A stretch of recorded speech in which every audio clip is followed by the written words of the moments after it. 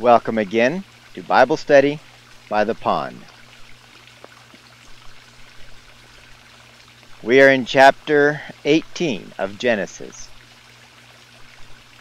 The Lord appeared to Abraham near the great trees of Mamre while he was sitting at the entrance to his tent in the heat of the day.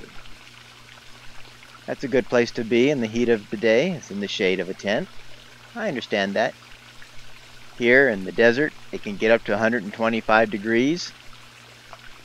That's kind of warm. Nice to have a little gazebo and a little pond to sit by. Abraham looked up and saw 3 men standing nearby. When he saw them, he hurried from the entrance of his tent to meet them and bowed low to the ground. We have definitely lost that type of courtesy, that type of respect for strangers, for people. Today, we just ignore anybody that we don't know. We just go right on by. But in those days, people had great respect for each other.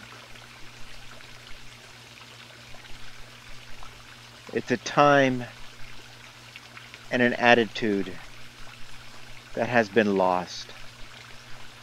I think we need to gain it back in our lives. Practice with everyone you encounter to be gracious, kind, respectful, loving, serving. What a difference it would make in our lives and the world as a whole.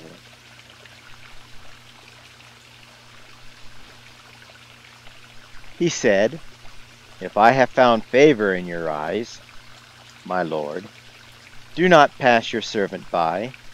Let a little water be brought, and then you may all wash your feet and rest under this tree. Let me get you something to eat, so you can be refreshed, and then go on your way, now that you have come to your servant." "Very well," they answered. "Do as you say." So Abraham, now you must understand, Abraham is just about 100 years old here. About 99 and a half.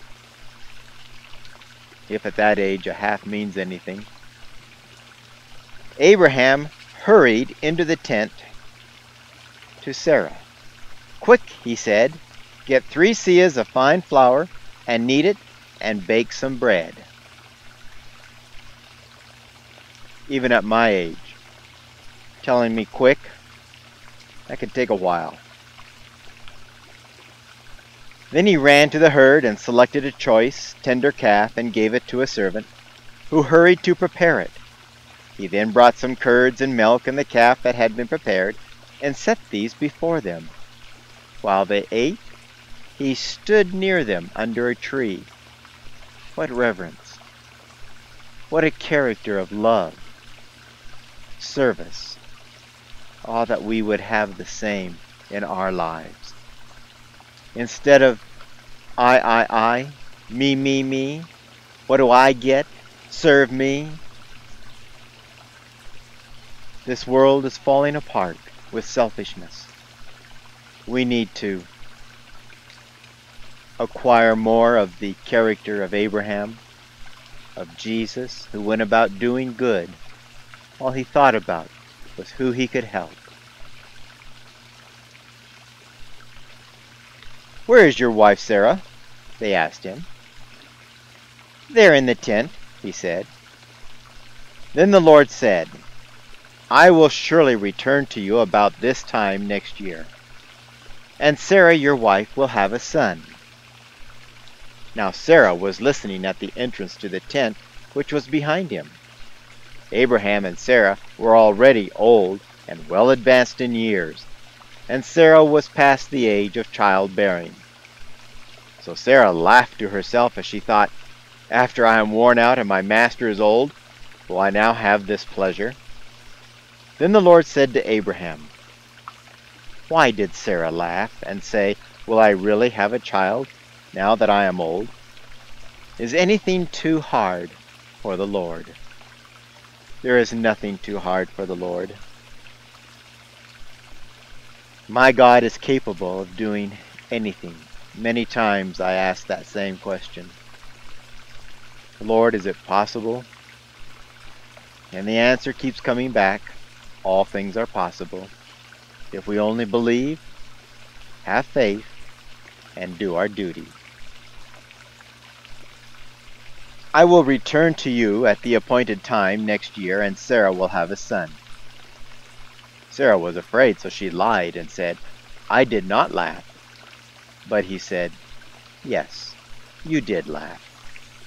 There's nothing we can hide from the Lord. Let us learn to be honest with Him. He loves honesty. He understands our humanity, our frailty. He loves us. There's no need to be afraid of God. There is nothing to fear if the heart is right. When the men got up to leave, they looked down toward Sodom, and Abraham walked along with them to see them on their way. By this time, of course, Abraham knew who he was talking to. 2 of them were angels, but one of them was Jesus Christ, taking on a form that Abraham could sit with and talk with. Then the Lord said, shall I hide from Abraham what I am about to do? Abraham will surely become a great and powerful nation, and all nations on earth will be blessed through him. For I have chosen him, so that he will direct his children and his household after him to keep the way of the Lord. Remember when Jesus came? What did he say? He said, I am the way, the truth, and the life. What did the Lord say here? For I have chosen him so that he will direct his children and his household after him to keep the way of the Lord, by doing what is right and just, so that the Lord will bring about for Abraham what he has promised him. Everybody runs around wanting the promises of God. But what are those promises conditioned on? On us keeping the way of the Lord and doing what is right and just. If we want God to bring about what he has promised for us, we must live rightly, justly, and in the way of God, keeping his 10 commandments. That's all God requires of us. It has nothing to do with going to church. It has nothing to do with church rituals. It has nothing to do with any special thing. All God wants is for us in our character to live the perfect, righteous, and holy life. Then the Lord said, the outcry against Sodom and Gomorrah is so great, and their sin so grievous, that I will go down and see if what they have done is as bad as the outcry that has reached me. If not, I will know. God knows everything, of course. But He wants us to understand. He wants us to experience the fact that God investigates. God comes down and gives us an opportunity. He asks us. He works with us in our human way so that we understand that God knows what is right. We know that God is not just arbitrary, but that God will listen to us. He will learn from us, not in the sense that he didn't already know, but in our human understanding. He wants us to realize that he is a God of justice. He wants us to lay out our lives, our plans, our defense to him. He is just. He loves us. The men turned away and went toward Sodom, but Abraham remained standing before the Lord. Then Abraham approached him and said, will you sweep away the righteous with the wicked? What if there are 50 righteous people in the city? Will you really sweep it away and not spare the place for the sake of the 50 righteous people in it? Far be it from you to do such a thing, to kill the righteous with the wicked, treating the righteous and the wicked alike. Far be it from you. Will not the judge of all the earth do right? We are encouraged to approach our God. In our frailties, in our humanity, we are encouraged to express our sentiments and to do something that very few people do anyway, to plead for the wicked, to pray for them, to ask that God will look after the righteous anyway, make sure the righteous are not carried away with the wicked. But Abraham had a love of souls. Oh, we need to have more love for people. Instead of all this anger and revenge and hate towards those that we think have done us wrong, how can we ever see heaven? If we cannot forgive others, God cannot forgive us. Abraham, he knew he was human. He knew he had made mistakes. And as he loved others, God could love him. The Lord said, "If I find 50 righteous people in the city of Sodom, I will spare the whole place for their sake." I can just see Abraham. He's sitting there. I've been to Sodom a couple times. Maybe there aren't 50 people there that are righteous. Then Abraham spoke up again.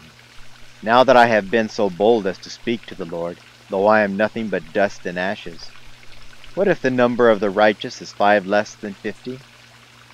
Will you destroy the whole city because of 5 people?" "If I find 45 there," he said, "I will not destroy it." What a loving God we have. Once again he spoke to him. "What if only 40 are found there?" He said, "For the sake of 40, I will not do it." Abraham is still thinking. See, he's a person who doesn't quit, doesn't give up. What was that parable that Jesus gave about the woman that kept going to the judge until she got justice? Determined. And the judge said, "Well, I'd better do something because she's just going to wear me out with this continuous coming." Same in our lives. Do we give up too easy on people? Should we not pray for them more often? Heartfelt prayers, tears for the wicked.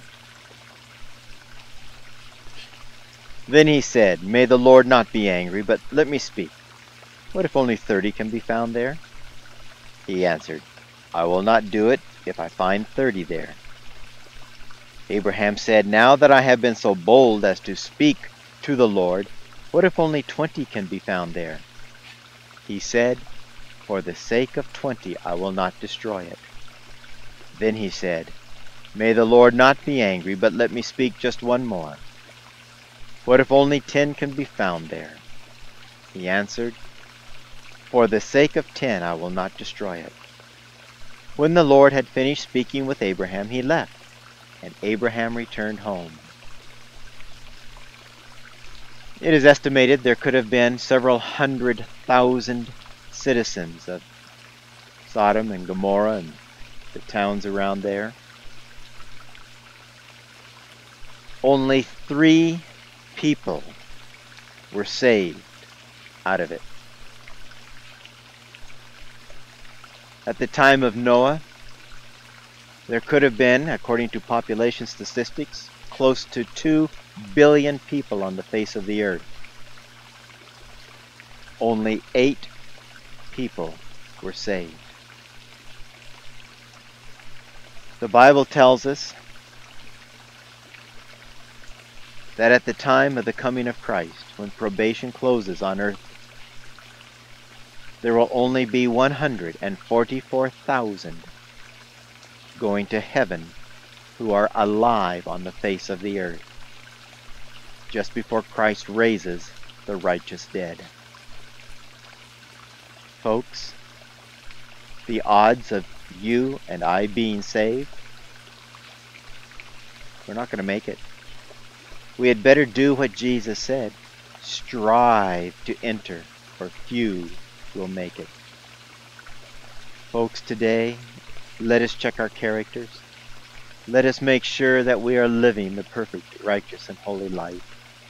Let us take another good look at the Ten Commandments, memorize them and put them into the heart. And let us treat everybody as we ourselves would want to be treated. God bless you.